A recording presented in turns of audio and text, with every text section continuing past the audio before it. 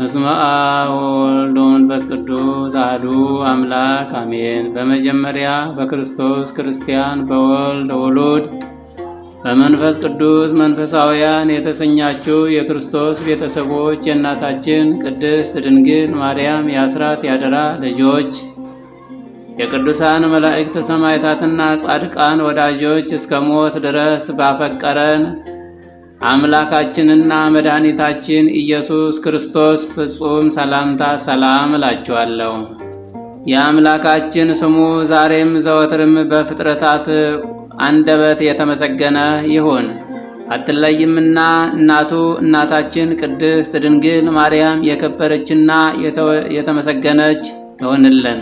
የተከበራችሁ የ19 ሚዲያ ቤተሰቦች የእግዚአብሔር ፍቅር፣ ቸርነት፣ የእመቤታችን እናትነት፣ አማላጅነት፣ የቅዱሳን መላእክት ሰማዕታትና ጻድቃን ተራዳይነት ከሁላችሁ ጋር ይሁን።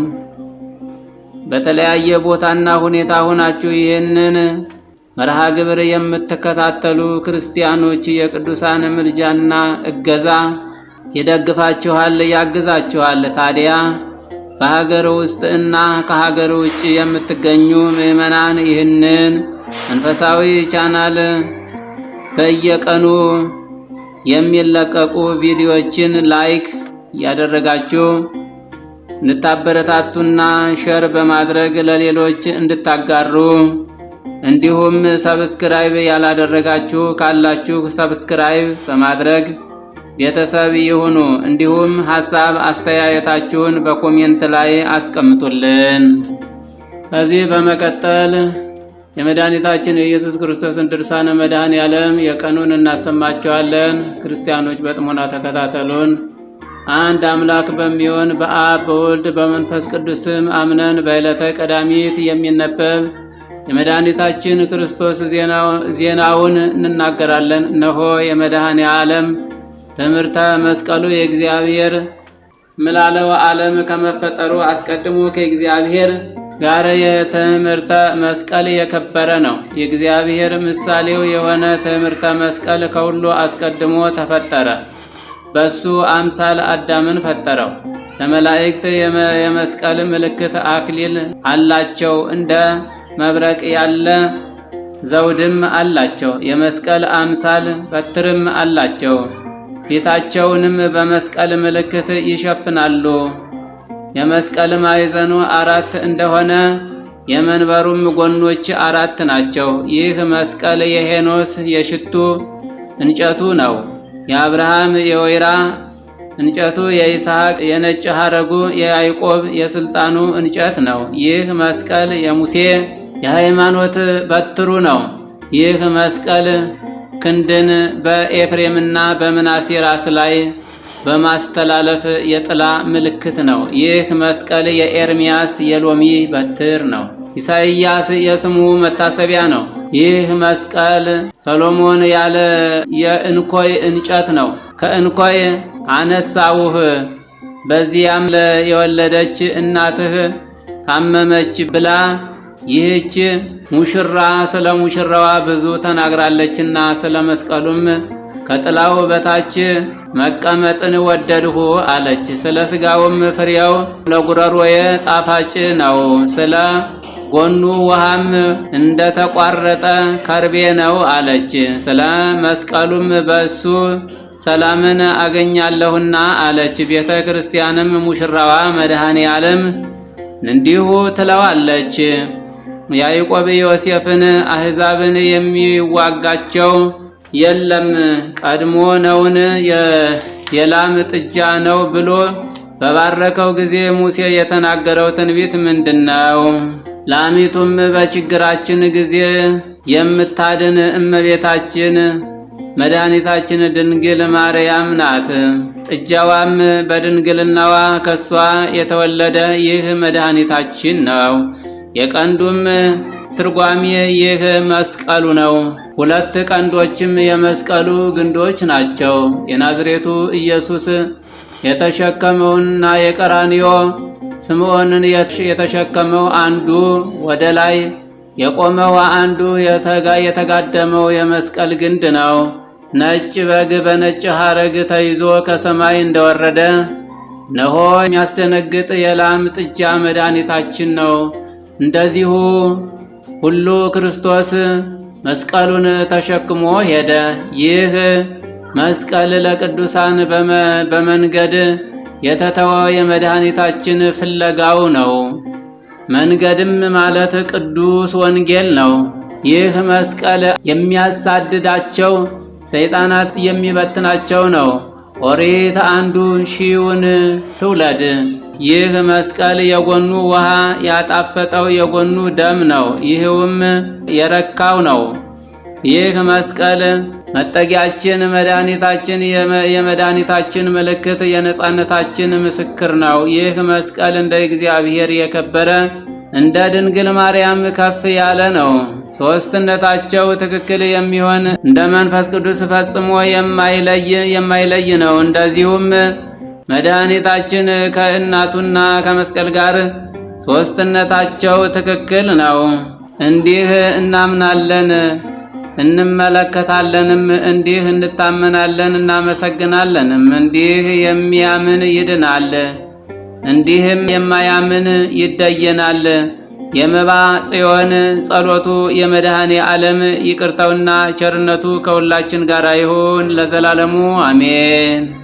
ከዚህ በመቀጠል ስንክሳር ዘወርኀ መጋቢት 27 መድኃኔ ዓለም። በስመ አብ ወወልድ ወመንፈስ ቅዱስ አሐዱ አምላክ አንድ አምላክ በሚሆን በአብ በወልድ በመንፈስ ቅዱስ ስም መጋቢት 27 ቀን በገዳም ለሚፈጸም ተጋድሎ ፋና የሆነ በአስቄጥስ ገዳም ለሚኖር መነኮሳት ሁሉ አባት የሆነ የከበረ አባት ታላቁ አባ መቃርስ አረፈ። ይህ የከበረ አባት በግብፅ መኑፍ ከሚባል ሳንሱሲ ከሚባል አውራጃ መንደር ከሚኖሩ ሰዎች ወገን ነው። ወዳጆቹም ደጎች እውነተኞች ነበሩ። አባቱ አብርሃም እናቱ ሳራ ይባላሉ። እናቱም እንደ ኤልሳቤጥ እንደ ሳራ በእግዚአብሔር ትእዛዝ ጸንታ የምትኖር ናት። አባቱም በፈሪሃ እግዚአብሔር ሆኖ ንጽሕናውን ቅድስናውን ጠብቆ ሁልጊዜ ቤተ ክርስቲያን በማገልገል ጸንቶ ይኖራል። እግዚአብሔር በላያቸው በረከትን አሳድሮ በስራቸው ሁሉ ከፍ ከፍ አደረጋቸው። ለድሆችም የሚመጸውቱ ለሰው ሁሉ የሚራሩ ናቸው። በፍጹም በጾም በጸሎትም ተወስነው እንዲህ በማገልገል ሲኖሩ ግን ልጅ አልነበራቸውም። ለአብርሃምም በሌሊት ራእይ ከእግዚአብሔር ዘንድ በልጅ አምሳል ተገለጠለት። በዓለሙ ሁሉ የሚታወቅ ብዙ መንፈሳውያን ልጆች የሚወልድ ልጅን ይሰጠው ዘንድ እግዚአብሔር አለው ብሎ አስረዳው። ከዚህም በኋላ ይህንን የከበረ ልጅ መቃርስን እግዚአብሔር ሰጠው። ትርጓሜውም ብፁዕ ማለት ነው። በላዩም የእግዚአብሔር ጸጋ አደረበት። ለወዳጆቹም ይታዘዝና ያገለግል ነበረ። ሊያጋቡትም አሰቡ። እርሱ ግን አይሻም ነበር። ፈቃዳቸውን ይፈጽም ዘንድ ግድ ብለው አጋቡት። ወደ ሙሽራይቱም በገባ ጊዜ ራሱን እንደታመመ ሰው አደረገ። እንዲህም ሆኖ ብዙ ቀን ኖረ። ከዚያም በኋላ አባቱን ተወኝ፣ ወደ ገዳም ልሄድ፣ ከበሽታ ጥቂት ጤና ባገኝ አለው። እግዚአብሔር ወደሚመራው ስፍራ ይመራው ዘንድ ሁልጊዜ በጾምና በጸሎት ሆኖ ይለምነው ነበር። ከዚህም በኋላ ወደ አስቄጥስ በረሃ ሄደ። ከበረሃውም በገባ ጊዜ ራእይን አየ።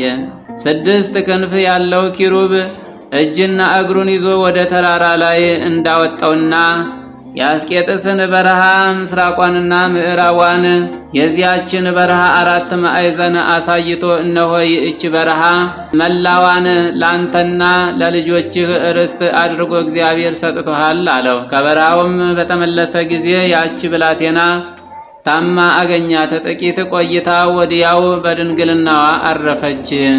የክብር ባለቤት እግዚአብሔርንም አመሰገነው። ከጥቂት ቀኖችም በኋላ እናት አባቱ አረፉ። የተውለቱንም ገንዘብ በሙሉ ለድሆችና ለጦም አዳሪዎች ሰጠ። የሳይንሱር ሰዎች ግን እውነተኛነቱንና ቅድስናውን አይተው ቅስና አሾሙት። ከከተማውም ውጭ ቤት ሰሩለት። ሥጋውንና ደሙን ይቀበሉ ዘንድ ወደ እርሱ ይሄዱ ነበር። በዚያች አገርም አንዲት ድንግል ብላቴና ነበረች። ከአንድ ጎረምሳ ጋር አመንዝራ ጸነሰች። ጎልማሳውም አባትሽ ድንግልናሽን ማን አጠፋው ብሎ ሲጠይቅሽ መቃርስ የሚባል ባህታዊ ቄስ እርሱ ስለደፈረኝ ነው በይው ብሎ መከራት። ጽንሷም በታወቀ ጊዜ አባቷን አሳፋሪ ሥራ በአንቺ ላይ የሰራብሽ ማን ነው ብሎ ጠየቃት። እሷም በአንዲት ቀን መቃርስ ወደሚባል ቄስ ሄጄ ሳለሁ በኃይል ይዞኝ ከእኔ ጋር ተኛ፣ ስለዚህ ከእርሱ ጸነስኩ ብላ መለሰችለት። ወላጆቿና ቤተሰቦቿም በሰሙ ጊዜ እጅግ ተቆጡ። ከብዙ ሰዎችም ጋር ወደ ቅዱስ መቃርስ ሄደው ይዘው ከበዓቱ አወጡት። እርሱ ግን ምን እንደሆነ አላወቀም። ለሞትም እስኪቃረብ አጽንተው ደበደቡት። እርሱም ኃጢአቴ ምንድነው? እናንተ ያለ ርኅራኄ ትደበድቡኛላችሁና እያለ ይጠይቃቸው ነበረ። ከዚህም በኋላ በፍህም የጠቆሩ ገሎችን በአንገቱ ላይ በገመድ አንጠልጥለው ወዲያና ወዲህ እየጎተቱ የልጃችንን ድንግልና ያጠፋ ይህ ነው እያሉ እንደ እብድ በላዩ ይጮሁበት ጀመር። በዚያን ጊዜ መላእክት እንደ ሰው ተገልጠው የሚያሰቃዩትን ሰዎች ይህ ተጋዳይ ምን አደረገ አሏቸው። እነርሱም በልጃችን ላይ የኀፍረትን ሥራ እንደሰራ አድርገው መልሰው ነገሯቸው። እነዚያ መላእክትም ይህ ነገር ሐሰት ነው፣ እኛ ይህንን ሰው ከታናሽነቱ ጀምሮ እስከዚች ቀን እናውቀዋለን፣ እርሱ የተመረጠ ጻድቅ ሰው ነውና አሏቸው። የታሰረበትንም ፈትተው ከላዩ ገሉን ጣሉ። እነዚያ ክፉዎች ግን ዋስ እስከሚሰጠን ድረስ አንለቀውም አሉ። እጀ ሥራውን የሚሸጥለት አንድ ሰው መጣ። ለልጅቷም በየጊዜው ምግቧን ሊሰጣት ዋስ ሆነው። ከዚያ በኋላ አሰናበተው። ወደ በዓቱ ተመልሶ ገባ። በዚያችም ቀን ጀምሮ ራሱን በራሱ መቃርስ ሆይ እንግዲህ ባለ ሚስትና ባለ ልጅ ሆነሃል፣ ሌትና ቀን መስራት ይገባሃል እያለ ያቺ ሐሰተኛ ልጅ የምትወልድበትን ጊዜ እስኪደርስ ድረስ እንቅቦችን፣ ቅርጫቶችን እየሰራ ለዚያ ወዳጅ ለሆነውና ለሚያገለግለው ወንድም ይሰጠውና ያም ሰው እየሸጠ ለዚያች ሐሰተኛ ልጅ እየሰጠ ኖረ። የምትወልድበትም ቀን ሲደርስ እጅግ አስጨነቃት። በታላቅ ስቃይም ውስጥ 4 ቀን ኖረች። ለሞትም ተቃረበች።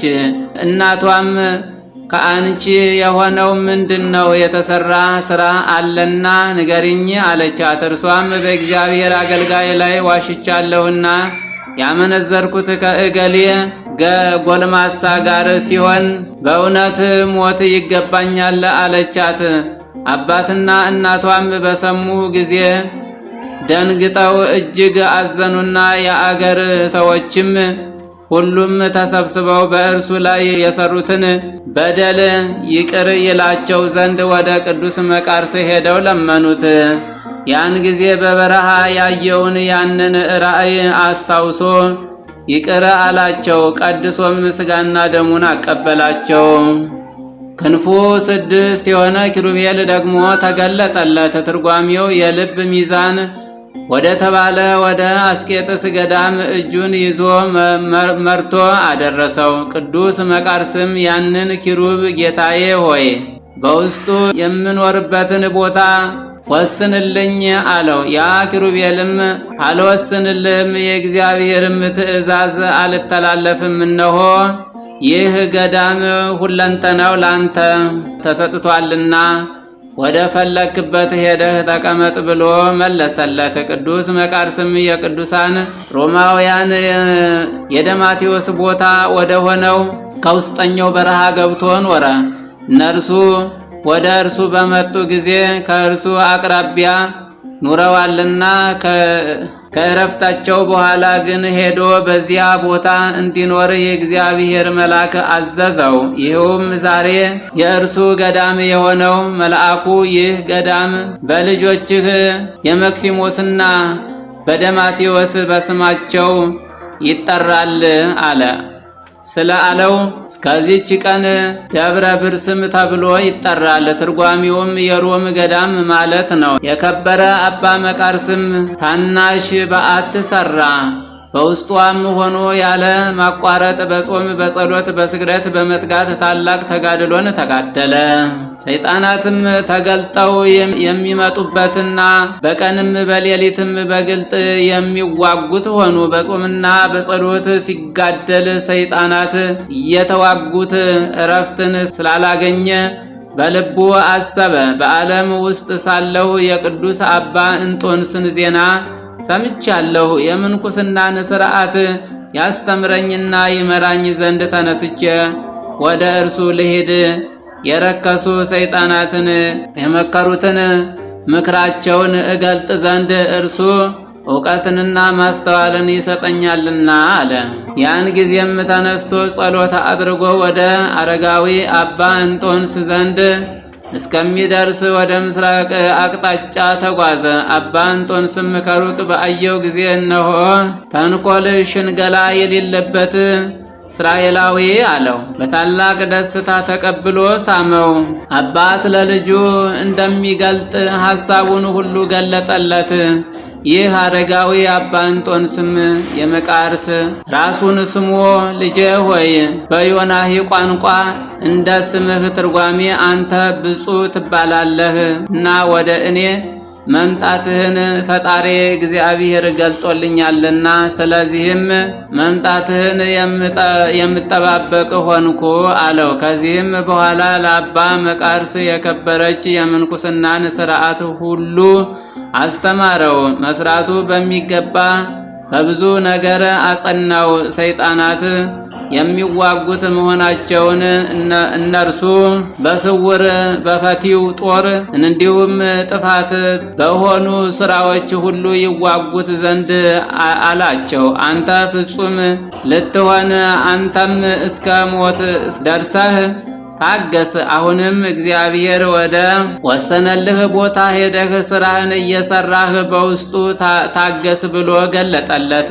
ከአባ እንጦንስ ዘንድ የምንኩስናን ሥርዓት እየተማረ ጥቂት ቀኖች ከኖረ በኋላ ከተባረከ ኤጲስቆጶስ ከአባ ሰራቢዮን ጋራ በተማራቸው ሕያዋን በሚያደርጉት ትምህርቶችና ሥርዓቶች ፈጽሞ ደስ እያለው ወደ ቦታው ተመለሰ። አባ መቃርስም በአባቴ በአባ እንጦንስ ዘንድ በነበርኩባቸው ቀኖች ሲተኛ ከቶ አላየሁም አለ።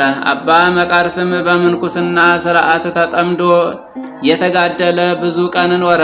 ያ ኪሩብም በግልጽ ይጎበኘው ነበረ። በአንዲት ቀንም እንዲህ የሚለውን ቃል ከሰማይ ሰማ። ቃሌን ትእዛዜን ሰምተህ ወደዚህ መጥተህ በዚህ ቦታ ውስጥ ስለኖርክ እነሆ ቁጥር የሌላቸውን የብዙ ወገኖች ከነገዶች ከሀገሮች በቋንቋ ከተለያዩ ሕዝቦች እሰበስባለሁ። እነርሱም በዚህ ቦታ ያገለግሉኛል፣ የከበረ ስሜንም ያመሰግናሉ። በበጎ ስራቸውና ትሩፋታቸው ደስ ያሰኙሃል። አንተም ተቀበላቸው፣ እውነተኛ የድህነት መንገድ ናቸው። ይህንን ቃል በሰማ ጊዜ ተበረታታ፣ ልቡም ጸና። በሌሊትም በጸሎት ጊዜ ቁሞ ሳለ የክብር ባለቤት ጌታችን ጆሮውን ከፍቶለት ሰይጣናትን ሲመክሩ ሰማቸው። እንዲህም አሉ፣ ይህ ሰው በዚህ በረሃ እንደኖረ ብንተወው የብዙ ወገኖች ይመራቸዋል። እነርሱም በዚህ በረሃ ውስጥ ነዋሪዎች ሁነው የሰማያውያንን ሀገር ያደርጉበታል። እነርሱ ለዘላለም ጸንቶ በሚኖር ሕይወት ይተማመናሉና እኛም በሚቀጣ ጸሎታቸው ቀንተው አሰቃይተው ያሳድዱናልና ከዚህ ቦታ ልናሳድደው እስኪ እንችል እንደሆነ ኑ ዛሬ በእርሱ ላይ እንሰብሰብ ሲሉ ሰማቸው። መቃርስም ይህንን በሰማ ጊዜ ልቡ ጸና፣ በሰይጣናት ላይ ተበረታታ። የሰይጣናት ምክራቸውን እስኪሰማ ጆሮውን የከፈተለት እግዚአብሔርን አመሰገነ፣ ድካማቸውንም አወቀ። ከዚህ በኋላ ይዋጉት ዘንድ የሰይጣናት በእርሱ ላይ ተሰበሰቡ። በደጁም እሳትን እያነደዱ ከእሳቱ እያነሱ ወደ በዓቱ ይጨምሩ ጀመረ። ያቺ እሳት ግን በጸሎቱ የምትጠፋ ሆነች። ከዚህ በኋላ እንስሳዊ በሆነ ሥራ በፈቲው ጦር ተዋጉት። በዚህም ታገሰ። ትካዜን፣ ዓላማዊ ክብር፣ መውደድን፣ ትዕቢትን፣ መመካትን፣ ታማኝነትን፣ ስድብን፣ ሃይማኖትን ማጣትን፣ ከእግዚአብሔር ዘንድ ተስፋ መቁረጥን በልቡ አሳደሩበት። ከዚህም ሁሉ በሚበዛ ተዋጉት። የከበረ አባ እንጦንስ እንደነገረው በእሊህም አጥፊዎች በሆኑ ስራዎች ሰይጣናት እየተዋጉት ለረጅም ጊዜ ከኖረ በኋላ ዳግመኛ ወደ አባ እንጦንስ ገባ። ከሩቅ ሳለ ለደቀ መዛሙርቱ በልቡ ሽንገላ በእውነት የሌለበት እንደሌለው ነው። ልጆቼ ይህንን የከበረ ሰው ታዩታላችሁን? እርሱ ለብዙ ወገኖች የቀና የጽድቅ በትር ረጅም ዓላማ ይሆን ዘንድ አለውና ከአሸናፊዎች እግዚአብሔር አፍ የተገኘ ጣፋጭ ፍሬም ይሆናልና አለ። ወደ ቅዱስ አባ እንጦንስ በቀረበ ጊዜ በምድር ላይ ሰገደለት። በፍጥነትም ቀና አድርጎ ሳመው። ፊቱ እንደ በሽተኛ ፊት ተለውጦ አይቶታልና ይህም ሰይጣናት አብዝተው ስለተዋጉት ነው። ከዚያም ጸሎት አድርጎ በአንድነት ተቀምጠው አባት እንጦንዮስ ደስታ በተመላ ቃል ልጄ መቃርስ በደህና አለህን? አለው። ቅዱስ መቃርስም እነሆ ከእኔ የሆነውን ሁሉ እግዚአብሔር ቀድሞ ገልጦልሃል ብሎ መለሰለት። እርሱም ያን ጊዜ አስተማረው፣ አጽናናውም፣ እንዲህም ብሎ መከረው። መንፈሳዊ ጥበብን ለሚሹ ለብዙ ወገኖች መምህራን እንድንሆን ይህችውም ምንኩስና ናት። ከጠላቶቻችን በላያችን የሚመጣብንን መከራ ሁሉ ልንታገስ ለእኛ የሚገባ ነው። ልጄ መቃርስ ሆይ ውሃ ለመቅዳት ስትሄድ እግዚአብሔር የነገረህን ያንን ቃል አስብ አለው። ቅዱስ መቃርስም ሰምቶ እጅግ አደነቀ። የተሰወሩ ሥራዎቹ ለከበረ አባት እንጦንስ የተገለጡለት እንደሆኑ አወቀ። በእርሱ ዘንድም እየተማረና በረከትንም እየተቀበለ ብዙ ቀኖች ኖረ። ከዚህም የከበረች አስኬማን ያለብሰው ዘንድ ፈለገ። አባ እንጦንስም በላዩ ጸለየ። እርሷን አስኬማይቱን አለበሰው። ስለዚህም የከበረ እንጦንስ አባት ተባለ። ዳግመኛም ወደዚህ ወደ እኔ መምጣትን ቸል አትበል፣ እኔ ከጥቂት ቀኖች በኋላ ወደ እግዚአብሔር እሄዳለሁና አለው። አባ መቃርስም ይህንን ነገር በሰማ ጊዜ ተነስቶ ሰገደለት። መንፈሳዊ በረከቱን ይቀበል ዘንድ ከእርሱ ዘንድ እንዲኖር ለመነው። እርሱም ተቀመጥ አለውና ተቀመጠ።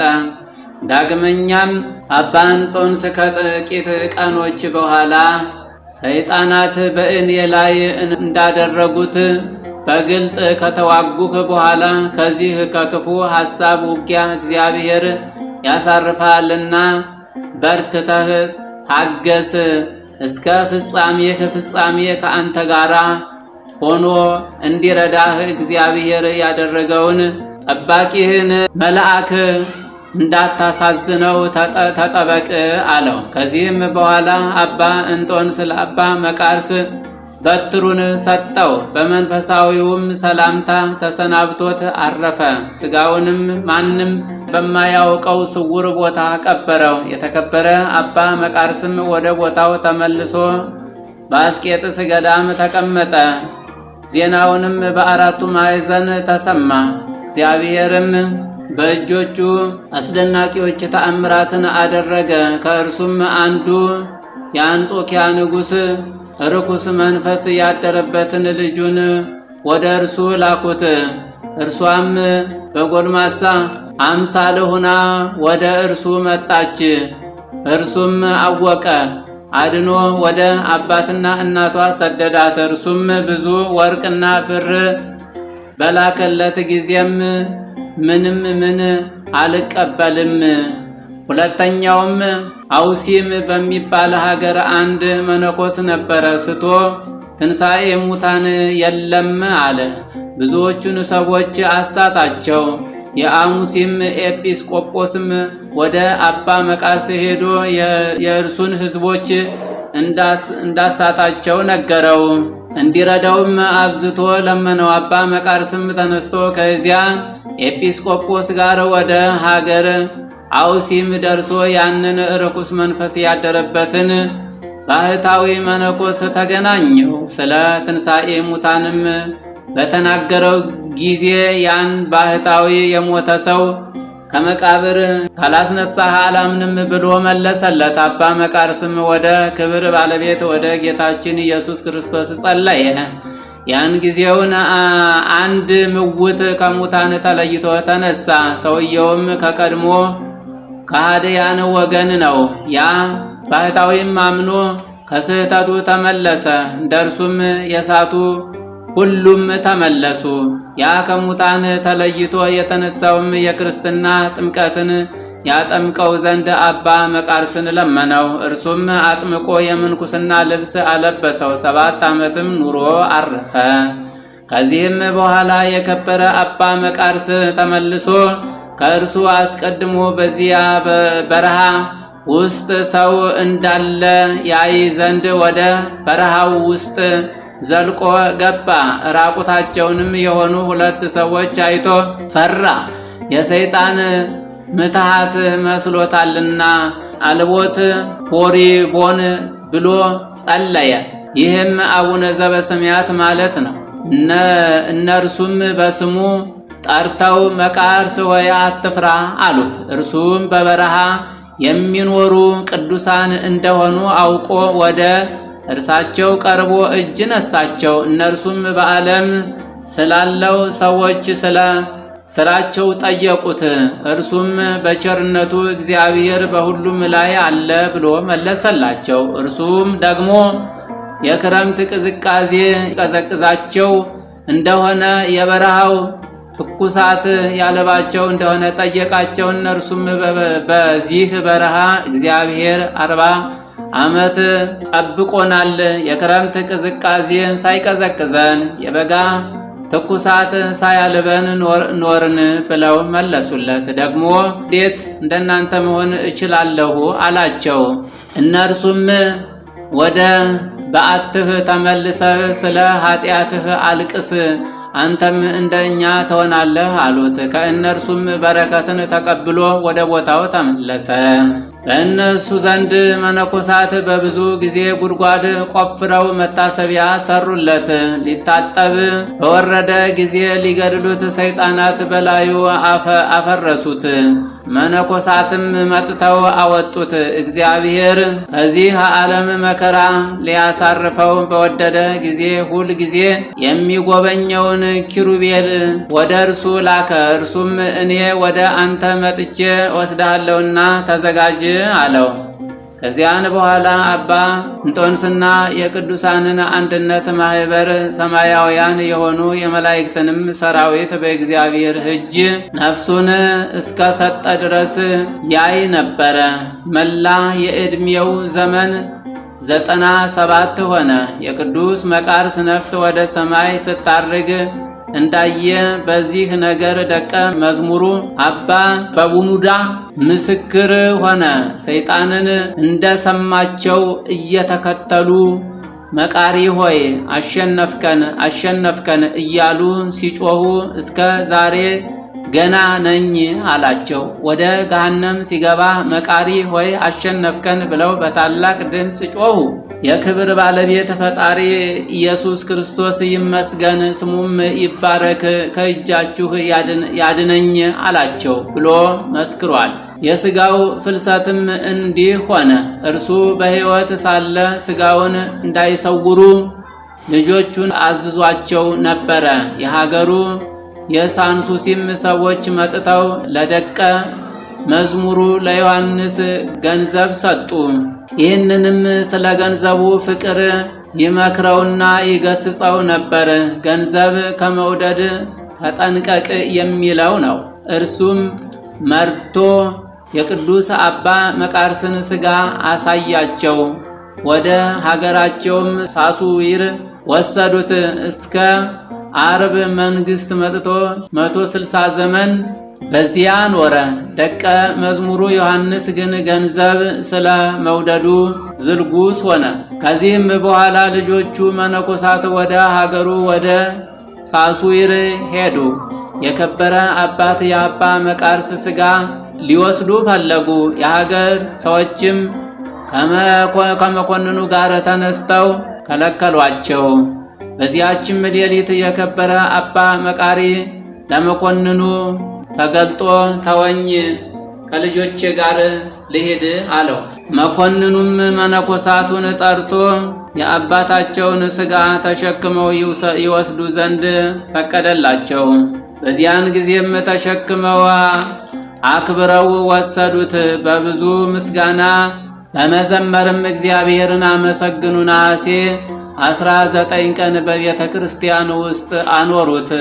ከእርሱም ታላላቅ ድንቆች ተአምራት ተገለጡ። አማላጅነቱ በጸሎቱ የምትገኝ በረከቱም ከሁላችን የክርስቲያን ወገኖች ጋር ለዘላለሙ ትኑር አሜን።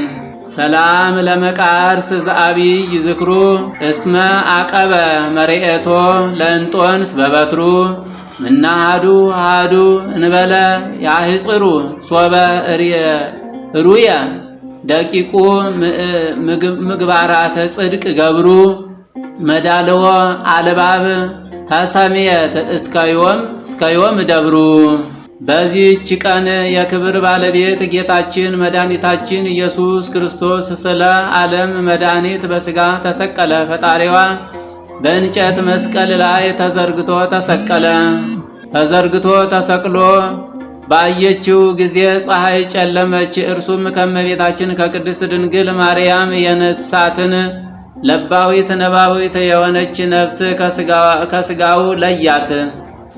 ሐዋርያ ጴጥሮስ በሥጋ ምውት ሲሆን በመለኮት ሕያው ነው እንዳለ ነፍሱ ከመነኮሳት ሳትለይ ከሥጋ ተለየች። በዚያች ጊዜ ሥጋ ከመነኮሳት ሳትለይ በእንጨት መስቀል ላይ ተሰቅሎ ነበር። እንዲህም ከመለኮት ጋር አንድ ሆነ። እስረኞች ነፍሳትን ትፈትናቸው ዘንድ ወደ ሲኦል ወረደች። ጌታዬ ሆይ ከብልጽግናቸው ብዛት የተነሳ ብዙ መባ ካገቡት ይልቅ የደህንነቱን አነስተኛ መባ እንደተቀበልህ ለሁል ጊዜ የሚያገለግሉህ አእላፍ መላእክት እያሳሰብሁ በችግሬ ጊዜ የመቃብርህን የምስጋና ተቀበል። እናንተም ቅዱሳን ነቢያት፣ የወንጌል ሰባኪያን ሐዋርያት፣ ሰማዕታት፣ ጻድቃን፣ ትጉሃን መላእክት፣ ፍጹማን ደናግል እንዲሁም ደጋጎች መነኮሳት ሆይ ልጅ አዋቂ ሳይለይ የምንሰበሰብበትን የጉባኤ ቦታ ባርኩ። ይህንን መጽሐፍ ወረቀት አዘጋጅቶ ብራና ዳምጦ የጻፈውና ያጻፈው ከግዕዝ ወደ አማርኛ የተረጎመውን ቃለ ንባቡን በእርጋታ መንፈስና በተመስጦ ሕሊና ያዳመጠ በደለኛን ሁሉ የምታስምር የጌታ እናቱ በማርያም ጸሎት ኢየሱስ ክርስቶስ በአንድነት ይማረን። ኢየሱስ ክርስቶስ በአንድነት ይማረን። ኢየሱስ ክርስቶስ በአንድነት ይማረን። አሜን።